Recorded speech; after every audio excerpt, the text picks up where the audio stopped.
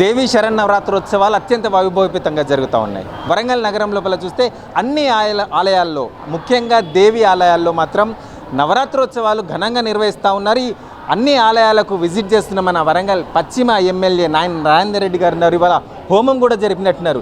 ఏంటి ఎలా అనిపిస్తుంది అన్ని ఆలయాలకు తిరుగుతూ ఉంటే ఈ నవరాత్రోత్సవాలు ఎలా జరుగుతూ ఉన్నాయి? దేవి నవరాత్రి ఉత్సవాలకు భాగంగా హనుమకొండ జిల్లా ప్రత్యేకంగా రాజరాజేశ్వర స్వామి టెంపుల్ కానివ్వండి, అమ్మవారి టెంపుల్ కానివ్వండి, 1000 స్తంభాల గుడికి, భద్రకాళి అమ్మవారి గుడిలో కూడా భక్తులు ఈ నవరాత్రి ఉత్సవాల సందర్భంగా బతుకమ్మ, దసరా, ఎంగిలి బతుకమ్మకి వెళ్ళి స్టార్ట్ అయితే దసరా దాకా తెలంగాణలో అతిపెద్ద పండుగ.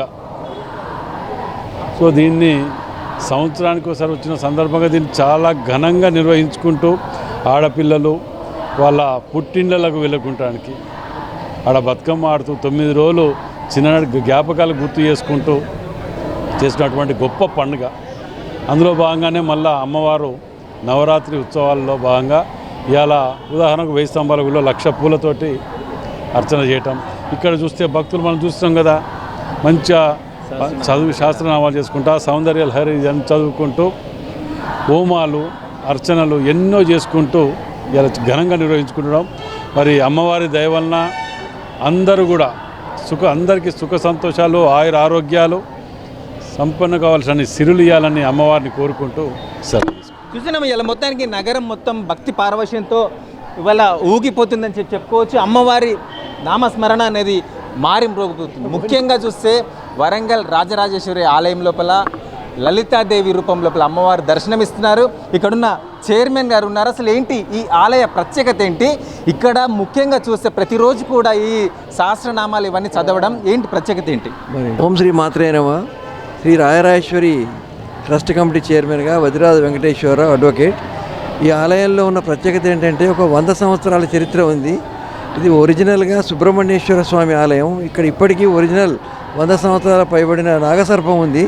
దానికి తోడు మా తల్లిగారున్న కాలం లోపల 1972లో పునర్వ్యవస్థీకరణ చేసి రాజరాజేశ్వరి అమ్మవారిని, గణపతి సుబ్రహ్మణ్యాన్ని జైపూర్ నుంచి తీసుకొచ్చి ఇక్కడ ఒక 9 జిల్లాల వేద పండితులతోటి ప్రతిష్ఠ చేయించడం జరిగింది.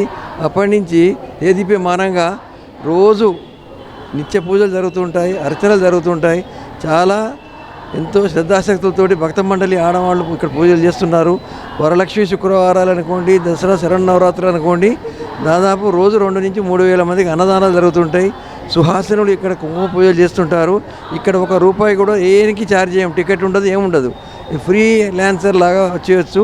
కాబట్టి అమ్మవారి ఆశీస్సులతో చాలా పవర్ఫుల్, అమ్మవారు చాలా శక్తివంతమైందని ఎంతోమంది నమ్మకంతో వచ్చిన వాళ్ళు మళ్ళీ 4 జిల్లాల నుంచి వస్తే ఈ 9 రోజులు ఇక్కడ ఉండి అమ్మవారిని పూజించుకొని వెళుతున్నారు. కాబట్టి భక్తులందరూ మన తెలుగు రాష్ట్రాల్లో ఉన్న వాళ్ళే కాకుండా దేశమంతా సుఖ సంతోషాలతో ఉండాలని ఆ రాజరాజేశ్వరి అమ్మవారితోని మేము వేడుకుంటున్నాము. Thank you. చూస్తున్నాం, నిజానికి చాలా గొప్ప విషయం. ఇంత ఆధ్యాత్మికత ఉట్టిపడేలాగా తీసుకొస్తున్నారు అని అంటే ఇక్కడున్న ఆలయ కమిటీకి కానీ వీరందరికీ కూడా నిజంగా సెల్యూట్ కొట్టాల్సిన పరిస్థితి. చూస్తున్నాం, ఎంతో భక్తి శ్రద్ధలతో ఇక్కడ మహిళలందరూ కూర్చొని ఒకే స్వరంతో సహస్రనామార్చన చేస్తున్నారంటే ఈ ఆలయం ఎంత గొప్పగా దేదివ్యమానంగా ఇక్కడ వెలిగిపోతుంది. ఆ అమ్మవారిని చూస్తే కూడా అమ్మవారి కళ్ళల్లో కనిపించే ఒక చూపు అనేది మన అందరికీ కూడా సస్యశ్యామలంగా ఉండే విధంగా ఆ చూపు కనిపిస్తుంది. కాబట్టి అమ్మవారిని దర్శించుకొని అందరూ కూడా పునీతులు అవుతూ ఇక్కడ చాలా ఆనందంగా గడపడానికి వస్తుంటారు. ఇక్కడ చాలామంది భక్తులు. అమ్మ, ఎలా అనిపిస్తుంది అమ్మవారి నవరాత్రోత్సవాలు అమ్మవారిని దర్శనం చేసుకుంటే? ఎలా అనిపిస్తుంది అమ్మ? చాలా బాగా జరుగుతుందండి నవరాత్రులు.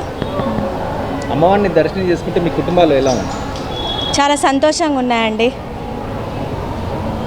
చూసినాం, అందరు కూడా చాలా ఆనందం వ్యక్తం చేస్తున్న పరిస్థితి. ఇక్కడ కంకణం కట్టుకున్న ఒక తమ్ముడు కూడా ఉన్నాడు. చెప్పండి, ఎలా అనిపిస్తుంది అమ్మవారు? చాలా బాగుంటుంది.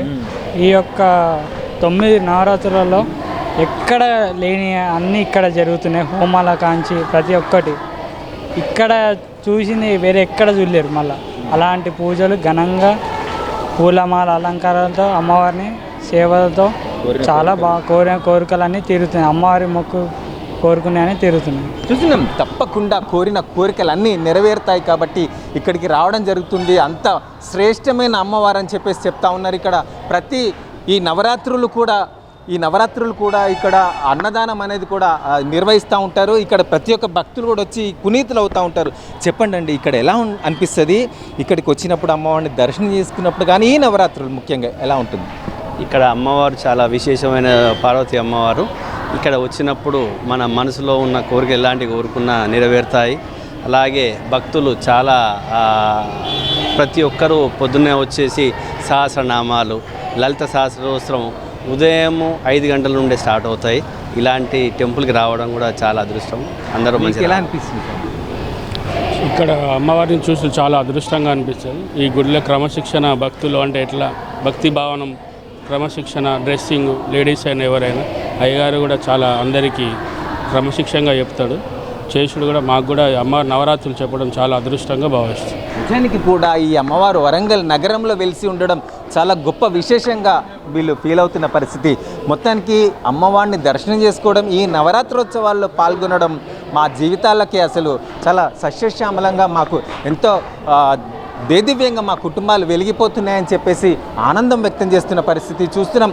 భారీగా ఇక్కడ భక్తులు ఒకవైపు పూజలు, మరోవైపు పొద్దున్న నుండి వచ్చి ఇక్కడ భక్తితో పూజల్లో పాల్గొన్న భక్తులు అందరికీ కూడా ఏ విధమైన ఆటంకాలు జరగకుండా అన్నదాన కార్యక్రమాలు కూడా నిర్వహిస్తుంటారు.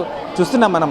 అందరికీ కూడా ఎలాగా ఆ సేవకులు దగ్గరుండి మరి అన్నదాన కార్యక్రమంలో ఆ భక్తులకి పాల్పంచుకునే విధంగా చేసి వారికి ఏ విధంగా ఏ చిన్న సమస్య కూడా తలెత్తకుండా అన్ని ఏర్పాట్లు చేశారంటే ఎంతో సంతోషించదగిన పరిస్థితి ఇక్కడ కనిపిస్తుందని చెప్పి భక్తులు చెప్తున్న పరిస్థితి. మొత్తానికైతే ఈ నవరాత్రోత్సవాలు ఈ రాజరాజేశ్వరి ఆలయంలో అమ్మవారిని దర్శనం చేసుకున్న భక్తులు, వచ్చిన అందరూ కూడా చాలా ఆనందం వ్యక్తం చేస్తున్నారు.